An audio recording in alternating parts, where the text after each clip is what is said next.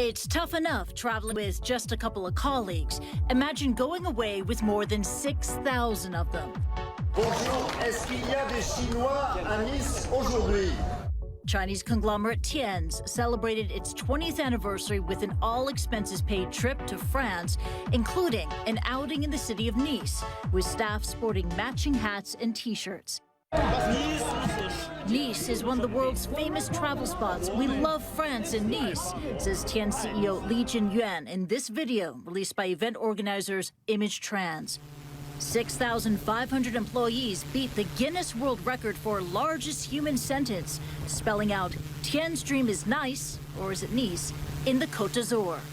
Tien's Group, founded in China in 1995, is a direct seller of healthcare products.